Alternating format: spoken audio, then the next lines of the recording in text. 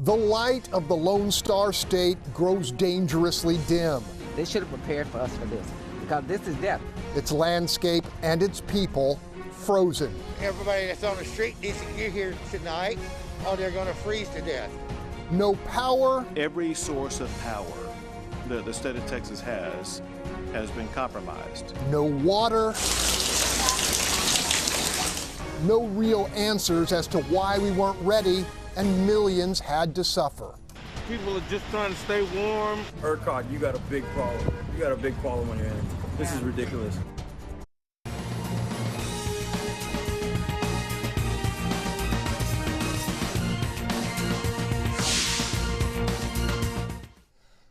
I'm Greg Groogan, and welcome to What's Your Point, where our panelists call it like they see it. Let's greet them. Starting us off, Bob Price, Associate Editor of Breitbart, Texas. Next up, longtime Super Neighborhood leader Tamaro Barrell. In the 3 spot, Tony Diaz, host of Latino Politics and News on KPFT Radio. Batting cleanup, well-known businessman and columnist Bill King.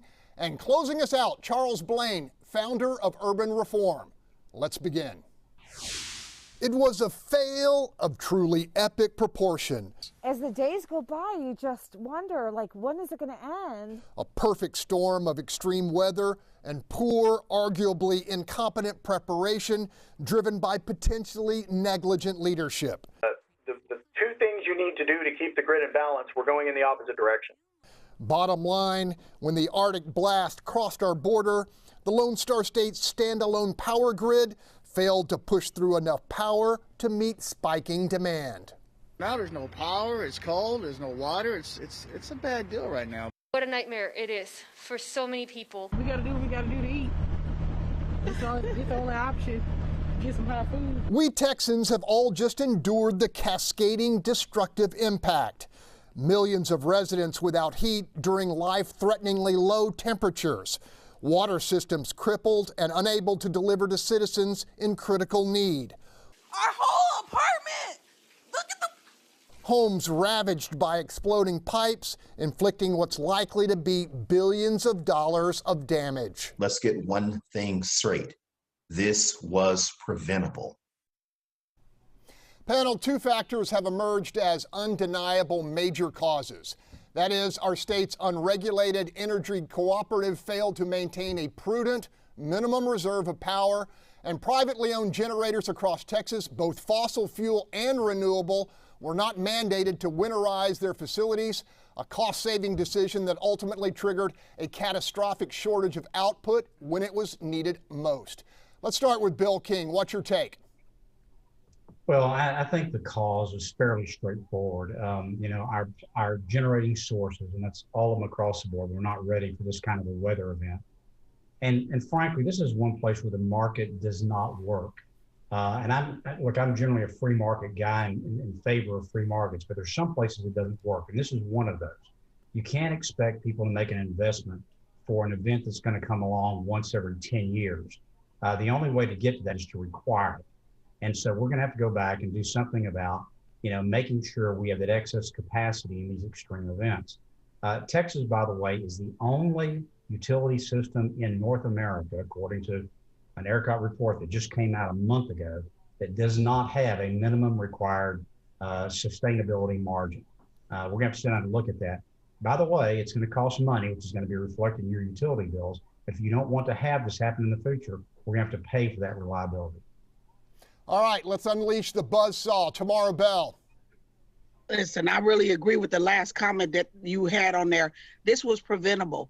Let me tell you all something that you all may not know. CenterPoint asked for a rate increase, I guess over a year ago, and HEB went at them because HEB showed that for years, when they build their stores, they had to build expensive generators because the CenterPoint energy was not reliable. So CenterPoint didn't get the rates that they wanted to get. So I believe that because they have been not keeping up the minimum, like Bill said, but also negligent in watching the grid. In addition to that, Texas being the only state that is not on a mutually shared grid, we didn't even know who to borrow from. Let me tell you who said, you know what, I ain't never going through this again. El Paso. El Paso went through this in 2011. Took a lot of money, they invested, and they're no on the Texas grid. And so that's why they didn't go through what we went through. You keep saying what it costs and what it's going to cost. When it happened, let me tell y'all something you may not know. According to a FEMA rep, this right here is the largest disaster that they ever had to respond. Because when you have a hurricane, you have it in Houston, you have Katrina. This is 77 counties in Texas. This is Dallas, San Antonio, Austin, and Houston. So I'm telling you, the ramifications are far and wide. We got to do something. Okay, Bob Price, Republicans are in charge, and this happened on their watch. Should they have to answer some tough questions? Well, there's a lot of tough questions that need to be answered by a lot of people. We are not prepared for these kind of weather conditions. 254 counties of Texas under a winter storm advisory, probably for the first time in as long as I can remember, from McAllen to Amarillo. So not to mention, the one thing that hasn't been discussed through this that I haven't seen much of is the massive population increase in Texas over the last 10 years. And I don't think we've created enough generators and stuff to bring on that additional capacity that we need just to take care of those people. But one of the things I learned is that to winterize like our natural gas generators, you have to build enclosures around them, which is what they do up north. But if you build those enclosures around them like they do up north, they don't produce enough power during the summertime, which is what we mainly build our reliability structure to take care of, is our summer heat, which does affect the entire state. This was an unusual event.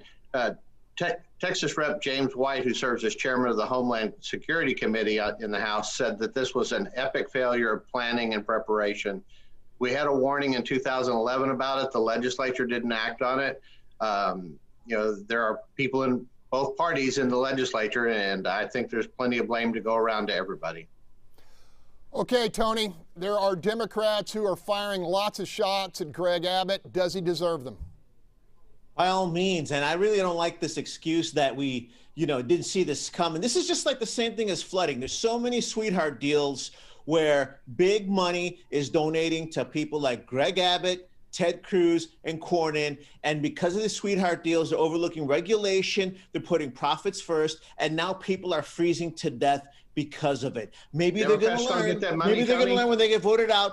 Please don't interrupt me. Please don't stifle my freedom of speech like you cut off, all Republicans cut off our water, our heat, and really put Texans. I'm glad you're laughing. I'm glad you're laughing. Maybe the first lawsuit, because a child died in the cold in Conroe. A child died. There's a $100 million lawsuit that Tony Busby is putting, happened to be a Latino family. That's the first of many lawsuits that Republicans will have to pay for. They're going after the utility companies. They're going after the supposed regulators. This is decades of basically sweetheart deals. The real issue is, did Greg Abbott, is he the only one that sold out Texans, or did the entire Texas Republican Party sell out Texans? The chickens have come home to roost. The chickens are freezing. It's time to vote these guys out. Show me the proposals from Democrats in the past two legislatures, Tony. I'll show you how much. Let's go to Charles Blaine. Let's go to Charles Blaine. I'll show you the oil Charles industry Blaine. Jay Root in the Houston Chronicle reporting there was like little or no oversight, meaning ERCOT cut their own oversight. What's your take on this debacle? Listen, I mean, we can't say that this wasn't expected. I mean, a storm to this severity wasn't expected, but we have had warnings time and time and time again, going back to the 2011 legislature. And, I don't praise him that often, but then state rep, now Mayor Sylvester Turner, filed House Bill 1986, which would have ensured ERCOT had a backup storage capacity for energy so that we wouldn't have blackouts. The 2012 interim State House committee chaired by Republican Byron Cook looked at this issue, drew up, I think, a 57-page report highlighting issues with the system, and nothing was done with it. And there has been conversation. Charles, we got to leave it there. We're going to talk the whole hour about this. We'll come back to you. Still ahead, the political hunt for scapegoats. We unpack the hair trigger and off-target blame fired at wind and solar generation. And later, Cancun or bust. In the middle of a weather crisis, Senator Ted Cruz jets away to a Mexican resort. Welcome back. At the outset of the severe weather crisis, Governor Greg Abbott used his national platform to point a finger of blame. Sean, this shows how the Green New Deal would be a deadly deal for the United States of America. Our wind and our solar got shut down, and they were collectively more than 10% of our power grid. Now, Republican Dan Crenshaw piled in, claiming Texas was now living with the consequences of relying too heavily on renewable energy. Turns out both the governor and the congressman were off target. There was plenty of blame to go around, with the lion's share of the shortfall directly linked to lack of generation at fossil fuel plants, unprepared and unsupplied for the deep freeze. To sort out the damage and the path forward, we reached out to highly regarded energy author and scholar Robert Bryce. Robert Bryce, what the hell happened here? Oh my gosh, catastrophe, Greg Groogan, catastrophe.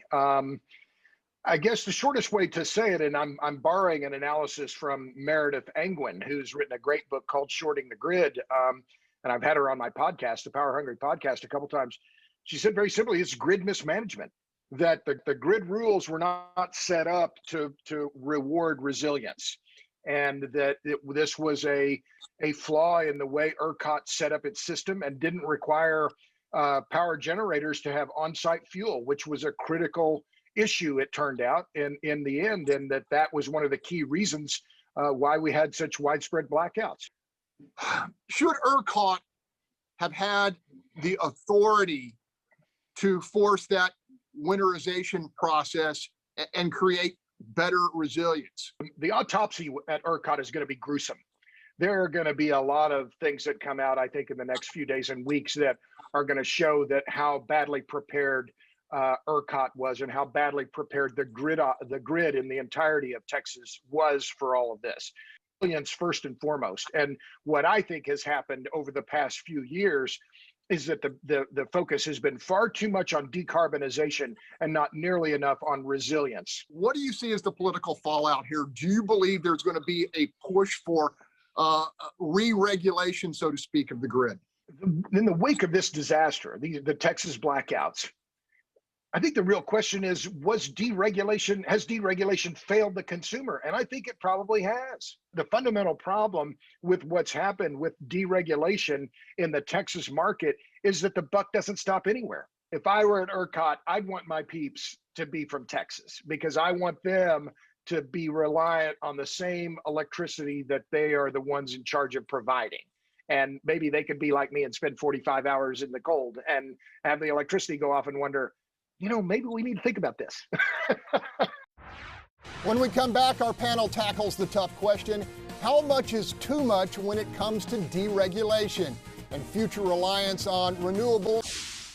It's not that we can't handle the snow. Oh yeah, see the Texans, they're freaking out. Yeah, we get it. Trust me, we get it. But we knew that there were going to be problems with this. That's why we're freaking out. No one, and I mean no one, craves a repeat of the winter nightmare millions in the state of Texas just endured. So what's the answer? Re-regulation of the Texas grid with mandatory, no debate reliability rules for those who generate power? And also, how big a role should weather vulnerable wind and solar actually play in a state with 25% of America's natural gas? Panel, there are likely to be vacancies on the ERCOT board, and I'm nominating all of you. Starting with Bill King. Yeah, so, Bill King, go ahead and talk. Yeah, so unfortunately, this is, and I really was disappointed in Abbott going to this culture war right off the bat about the Green New Deal.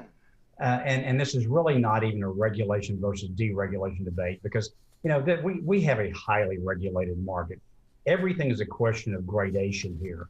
And in this particular case, what our regulators did not do is to require minimum standards for sustainability and reliability. And we are the only power grid system in the country that doesn't do that. So that sort of suggests to you that maybe you don't want to be that outlier. With regard to the difference between carbon versus green, there's no question that wind and solar are not going to be as reliable. You can't go out and just start them with the push of a button like you can a gas generator. So the more you have of that in the system, and there's reasons to have that, the more reliability you have to build into the system, the bigger margin of error that you have to have. And what I think is the big failure here of ERCOT and the Public Utility Commission is not having those tough conversations about how do we make sure we build a grid that's sustainable under the conditions that we're living in today. Bob Price, take 30 seconds. Where's the obvious direction we need to go? Well, the obvious direction is we need a little bit more reliability. The attack on wind and solar in this was somewhat justified. Solar and wind account for about 20% of our production in the state of Texas, yet at the peak of the failure, it accounted for about 40% of the offline capacity. So that's a pretty significant out of proportion failure. It's not that wind doesn't work. It doesn't work the way we built it in Texas. They didn't build in the heat resistance and the ability to blow ice off of the wings and the blades and those type of things. So it's like an airplane. You put ice on the wing, it's going to fall out of the sky. It doesn't get the lift that it needs. But we need to make sure that we have a reasonable amount of regulation on this to make sure we're prepared. Charles Blaine, jump in here. You got time on your hands. You can serve on the ERCOT board. Yeah, I got plenty of time, and I live in Texas, unlike some of the previous board members. But what they need to start doing is they need to go and dust off that 2011 report from the State House Committee on the House Committee on State Affairs and look at some of the suggestions that were put in there. But also, what's frustrating, and I don't want people to be distracted by this, our state lawmakers are jumping over each other to do the bare minimum. They keep talking about how now they're going to file legislation to make sure ERCOT board members live in Texas. Well, great, but they should have been making sure of that beforehand. They should have been using their state house committees and their state senate committees for oversight for ERCOT beforehand. They should have asked questions at the February 9th board meeting for ERCOT that lasted 2 hours and 28 minutes, and they spent 40 seconds talking about the impending storm, and less than a week later we're living in the trenches. They should have been asking questions then. So we need to be holding our state lawmakers accountable and not letting them push off the blame and get us distracted. Okay, Tony, take 30 seconds. What needs to happen? I tell you what, far right wingers always like to talk about Texas seceding from the union. Don't secede from the union when the union is succeeding. So Texas can't borrow energy from the rest of the country because we think we can run it ourselves. We cannot. Greg Abbott has proven that years of Republican sweetheart deals and neglect have ruined this. One of his top donor 2019 was CEO of Midland Energy, $1.6 million. $500,000 came to his campaign from Energy Transfer Partners. At the end of the day, I hope Beto O'Rourke or Julian Castro announce their run for governor right now and pound this message into Texans. Republicans, get your house in order. Primary Abbott, and make it clear whether or not the whole entire Texas GOP has sold out Texans like Abbott did. Tomorrow, Bell, 30 seconds. Listen, first off, I agree with Robert Bryce, the previous, and it's only 10% comes from wind and solar, according to your governor. So listen, I wanted to echo the fact that they said about how whoever's on this ERCOT board needs to be in Texas. He in Michigan with his wingman sitting over there looking like he can't say nothing. Let me tell y'all something. Harry gonna say Texas would rather suffer. Who the hell is he? Somebody suffer. Tomorrow, Bell, tomorrow. We got to stop right there. We got to stop right there. Still ahead. When the going gets tough, Texans usually get going. And yet the tongue lashing unleashed by a small town mayor appears to have crossed a line, even in the rough and ready Lone Star State. Welcome back. Crisis brings out the best in some, the worst in others. Case in point, Tim Boyd, up until this week, mayor of Colorado City, situated in the north central part of our state. A clearly furious and frustrated Boyd took to Facebook and wrote, "No one owes you or your family anything, nor is it the local government's responsibility to support you during trying times like this. Sink or swim, it's your choice." Adding, "The city and county, along with power providers or any other service, owes you nothing." Panel not long after insisting lazy folks don't deserve a handout, Mayor Boyd voluntarily became ex-Mayor Boyd. Your thoughts, Tamara Bell? That just tell you how you take that stupid jackass 101 class and you really believe that after you got elected. Let me tell you something. When you pay your taxes, when you pay your bill and you pay it all, yes, they do owe you. But when you hit your light switch, it should come on. When you hit your heat, it should come on. Yes, they do owe you that because you're paying for that. So don't sit up and say you do nothing. Okay, Charles Blaine, jump in here. It's a classic example of public servants forgetting that they are exactly that, servants of the public. They do owe us something. We pay their salaries, we put them in office, and then we give them the funding to use to run the entity to which we elected them to run. So yeah, they do owe us something. And so I'm glad to see him gone. If this is how he acts during a disaster like this, I can only imagine how he acts on a regular basis to the neediest in his community. And so I bid him a happy retirement. Bob Price, tough love or tone deaf? Well, it was totally out of line, and he resigned because of it. My issue here is the overreaction to this. He said words. He didn't hurt anybody. He just threw some words out there. But the reaction to this, he got threats. He was threatened. His wife got fired from her job. Why should his wife get fired because he's a jerk and says something stupid? I mean, that's just ridiculous. We need to calm down this entire country in terms of what people say. They're just words. All right, Tony, take 30 seconds. Let's see, words are used for laws, words are used for oaths. We take you at your word. Words are a big deal. And if he had campaigned on that platform, I wish he would have campaigned that way. Say, hey, when you elect me, I'm going to leave you out to dry and turn my door and my back on you. He wouldn't have got elected. I'm glad he got what he's coming, and I hope no one like him wins election ever again. And we got to hold every single elected official accountable, same way. We still draw electees from the human race. Learn words. All right, even killed. Bill King, take it away, the final 45 seconds. Well, it was an idiotic statement. I mean, look, if you pay your electric bill, you are entitled to expect that you're going to get electricity when you turn on the switch, like Tamara said. I mean, this is not, how is the fact that I pay my electric bill and the electric bill fails, how is that a handout to me? I'm paying for that service. It was just completely out of line. All right, well, we're going to leave it there. Still ahead, leading Texas through a life or death weather crisis from a beach resort in Cancun. Senator Ted Cruz drawing a tsunami of criticism after bailing out of the Lone Star State as the citizens he serves suffered.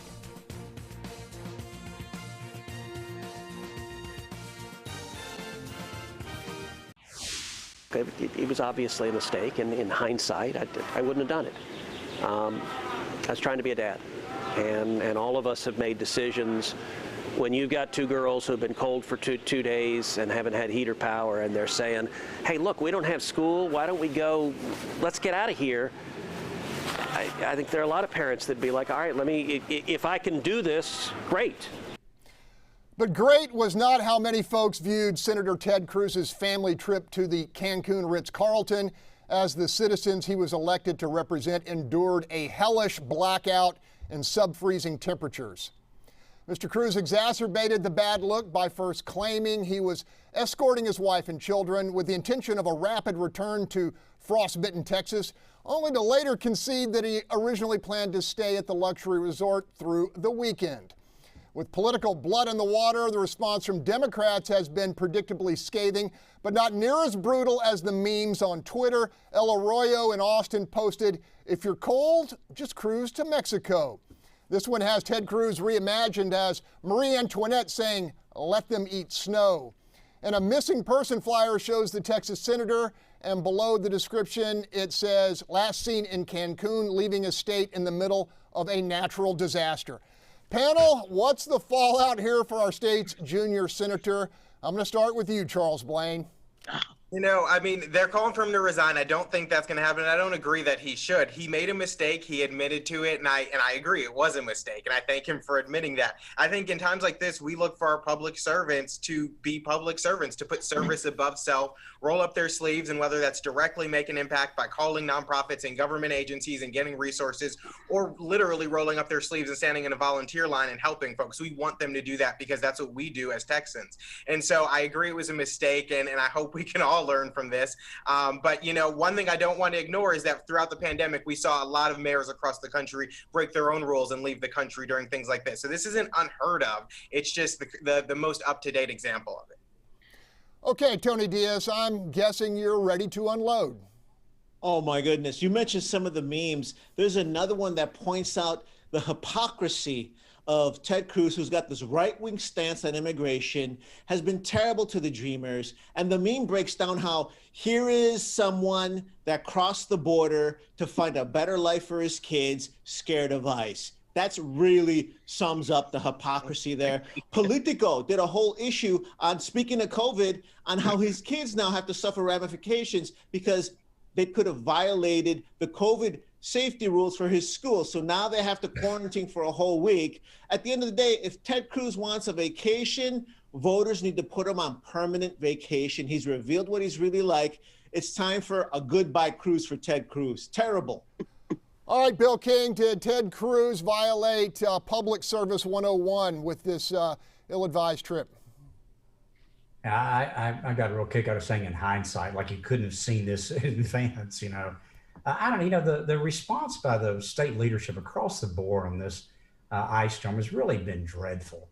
I mean, you know, Abbott coming out and trying to deflect this culture war, you know, have our Cornyn say anything. I mean, Patrick's been practically silent. I mean, it has really been pretty pathetic. And there's no question this is a state issue. This is a state government issue. It was a failure of the state government not to sit down and think about the reliability of the system, to put this off and procrastinate on it.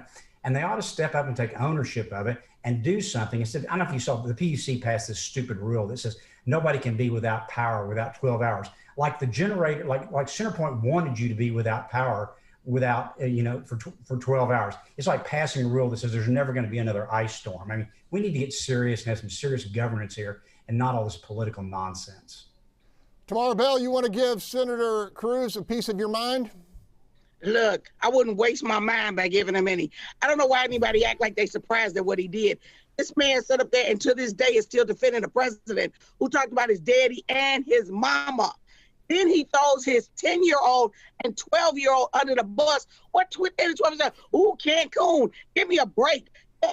I mean, this is coward ass 101. That's a coward. And they're talking about, people talking about, well, what could he do if he was here? Let me tell you what he could have done. He could have opened a warming center like Congresswoman Sheila Jackson Lee. He could have opened a warming center. Like, look, Mac, who's not even an elected official. Stuff. Pray the truth. You got citizens who do stuff. You don't care enough about your own constituency. You don't get up and take your ass out of here. Come on. What about, you think we wasn't cold for 4 days? It's plenty of people. Kids crying. People, kids died. And you said, well, I had to do it. Give me a break. Okay, Bob, final 30 seconds goes to you. Well, it's certainly a failure in optics. You know, the optics of it in politically sense is horrible. But from a reality standpoint, a senator's job during this is to make connections with FEMA, make connections with other resource agencies, and try to deliver resources. I hear they have phones in Mexico, and you can actually make all of those phone calls from wherever you are. So from a practical standpoint, it doesn't impact much. He's not on the ballot for 4 years. I think this is a pretty short-term issue that'll be forgotten. Okay, we're going to leave it right there. Up next, we talk one-on-one with Harris County Judge Lina Hidalgo about the massive power fail and the community-wide pain it inflicted.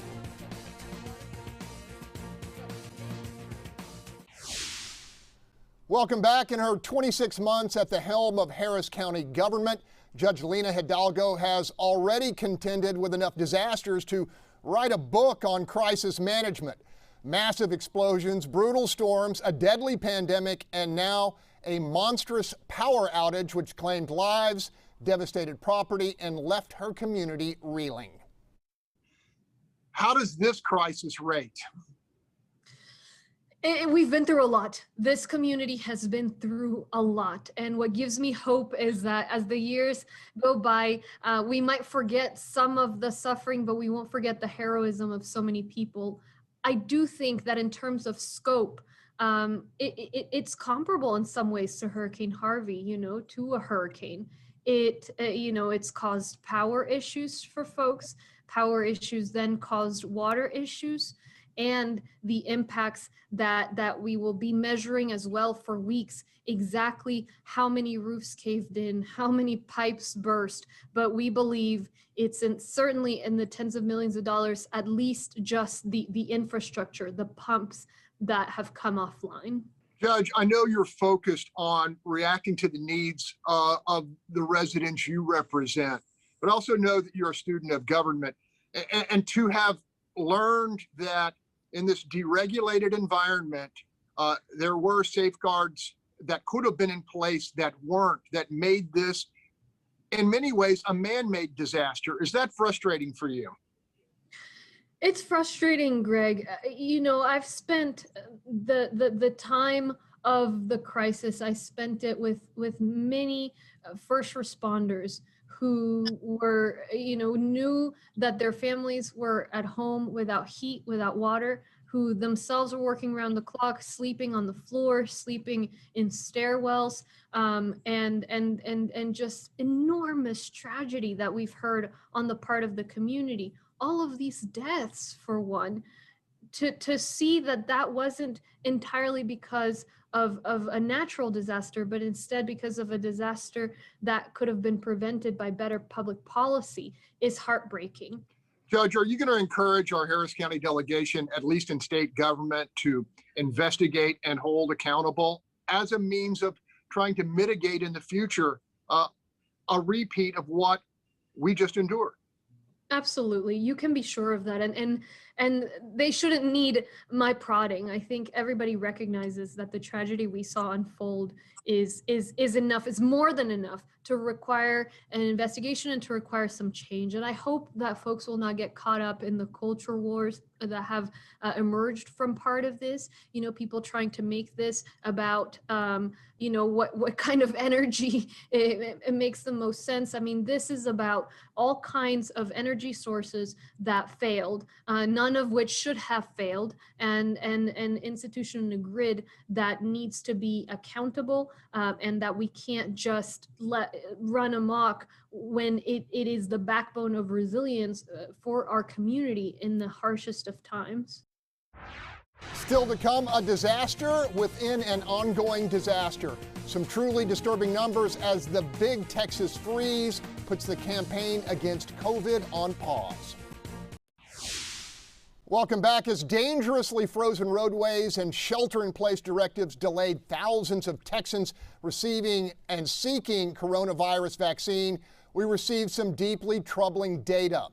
Life expectancy in the United States has plummeted by a full year as a result of the pandemic. As expected, the expected lifespan fell much harder for communities of color. Nearly 2 years for Latinos and a shocking 3 years for Black Americans. Panel, as many Houstonians this week chose health-preserving heat with family and friends over social distance and quarantine, can we expect some collateral damage? I'm going to start with you, Charles Blaine. I mean, I expect so. You know, you have people crowded in warming centers and multiple families in different homes, you know, because one family member had heat and water and others didn't. So I expect we're going to see some stuff come out of that. But I do think it's interesting to see these numbers. Like you said, 3 years for African Americans decrease in life expectancy and roughly 2 years for Hispanics. And it kind of tracks along what we've been seeing with COVID this whole time, where it's heavier in minority neighborhoods, minority zip codes. You have multifamily housing, you have bigger uses of public transportation, things like that, and less access to healthcare and things like that make it worse. And so it tracks along that, but it also tracks along the things that we've seen during this snowstorm, where a lot of those areas also were impacted worse than others. So, I mean, it kind of falls in line with everything that we know, and it's time to look at policy that addresses that. Jump in here, Tony. So, I mean, Latinos form a big part of working class families, essential workers. This group of folks have been hit hard across ethnicities and party lines. If you're working poor, the inequities in our system have been revealed through the COVID epidemic, through this freeze. So we're talking about people in neighborhoods that don't have good insulation, that may not have enough money to pay for resources right now, whose neighborhoods are not getting vaccines. Additionally, they've been behind for schooling as well because they're the digital divide. This is a double, triple, quadruple whammy that we as Houstonians and Texans have to come together to make sure that everybody is lifted up. We need leaders that care about everybody in the community. We need education and resources and good jobs for everybody. Jump in here tomorrow, Bell. I want to piggyback on Charles and Tony because they brought out a point about what already existed before the pandemic, and now it's even more emphasized. In Houston, there's an apartment complex off Galton called Bel Air Woods at 5414 Elm Street. Those people will not have water probably for another week because the pipes were so severely damaged. And they're asking for people to bring them water, but they were already on hard times. And I'm telling you, the rest of us will get back to our life. There will be people who cannot afford to get their pipes fixed, who already were just barely making it. And this has really knocked them over the edge. And so having the COVID thing, and they were telling people come to warming centers. I'm telling you, in my community, seniors were scared. You just told them don't have a Super Bowl party with 3 family members. Now you want to go to a warming center? I promise you, this is going to be an eye-opener. Bill King, final 45 seconds to you. Well, there's no question that particularly Latino community has been disproportionately affected by COVID. And I think that's because they occupy so many of those essential worker positions. You know, they didn't have the option of staying in quarantine. They had to go to work to make a living. And so they were more exposed. That's one of the reasons why I wrote a piece last week that I said when the Johnson & Johnson vaccine gets approved here, hopefully this week, that needs to be, I think, exclusively going to the FQACs, the neighborhood clinics that take care of minority and particularly Latino populations and get them vaccinated as quickly as we can. I'm a little skeptical about this report on the life expectancy. It only went through June 30th.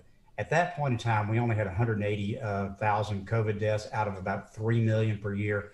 I'm skeptical that was the cause of the drop in life expectancy.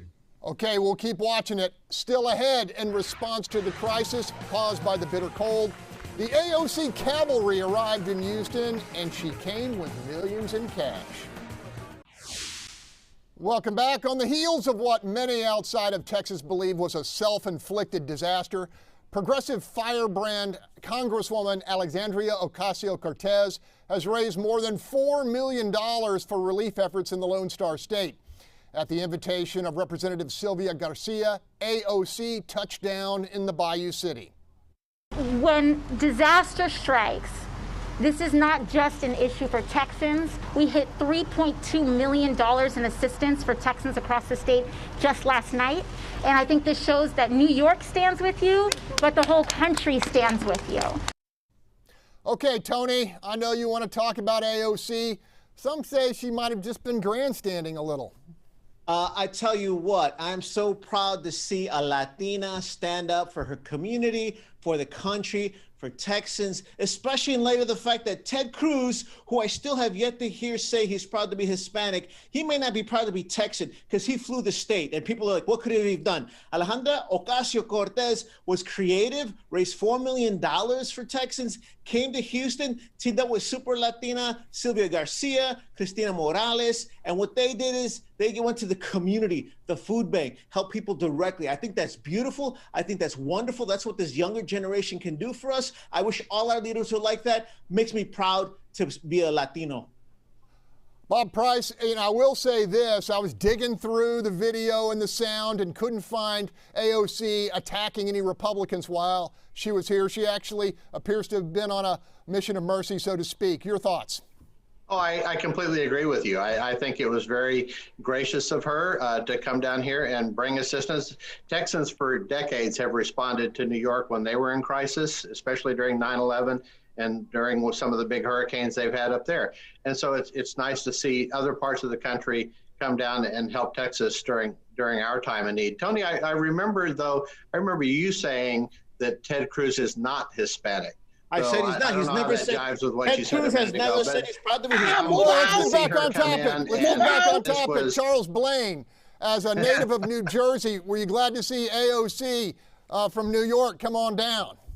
Yeah, I was. $4 million is going to go a long way, and I think a lot of people need help. And, I saw comments from some folks chastising her and scoffing at the fact that she was here, but it's going to help a lot of people. And we need to make sure that help gets everywhere it needs to go. Offline, we were just talking about apartment complexes. I see in the comments on our Facebook post, Cypress Wood Crossing has 29 busted pipes, and they don't know when they're going to get water back. So this $4 million, I hope when it gets down to these nonprofits, it helps everybody that needs it. And I'm very happy that she did it, and I'm grateful. All right, we're leaving it there. Come up next, whether it's hurricanes or ice and snow, when dangerous weather hits folks in the Lone Star State, they step up to help one another. The panel talks Texans helping Texans when we come back. Despite all the political sound and fury, the tough and truly dangerous times consistently draw out the deep and ever-present virtue of everyday Texans. It was no different in this frigid week of turmoil and hardship. Panel, I know each of you witnessed compassion, caring, and selfless acts of kindness. Go tomorrow. Dorothy Kincaid, I thank you so much. Trey the Truth, Turkey Leg Hut, I thank you. But especially out to the people who did the Warner Center, the mayor, Congresswoman Sheila Jackson Lee, the Metris Mac. I love you. I love your compassion. I love your heart. I want to thank Tom Ramsey and Mark Harmon for getting you the security that you needed so many Texans would not have to have a fall winter night. Mwah! Love you. Bill King. You know, I think the ones that I like the best are, I was over at a friend's house helping with her. She had her pipes break. And in that neighborhood, there were some people that had generators, some people that didn't, some people that had water, some people that didn't. And you saw people, you know, inviting people over to their house to warm up for a while. You saw people going to people's swimming pools and getting buckets of water and taking their neighbors so they could flush their toilets. I mean, it's that sort of one-on-one that, you know, nobody will ever get any credit for. There wasn't any news media there, just selfless acts of compassion that I think impressed me the most. Charles Blaine. Texas Leaguer Brewing Company on Pike Road in Missouri City, right next to the HCC Stafford campus, is giving out free water for bathing, drinking, whatever today from noon to 6. Just bring a container and they'll fill you up. Also want to shout out Crowdsource Rescue. Check them out on Facebook if you need food or assistance. They're all over helping. Thank you to State Rep Mays Middleton, who bought pallets and pallets of water to give out to folks in Galveston County. Former Councilmember Dwight Boykins, who took his own truck and is just going around and helping with minor plumbing repairs, even though he doesn't really know plumbing, but he's trying to help. So people are stepping up all over. Thank you to those guys. Okay, Bob Price. Well, Texans helping Texans is what we do, is who we are as Texans. And I'd like to give a shout out to Ryan Sibley from Austin, Texas, who, despite having suffered injuries in a car wreck that gives him limited use of his arms, went out with his Jeep and pulled nearly 150 people out of the ice and snow and bad conditions on the roads. I think that's a tremendous example of who we are as Texans.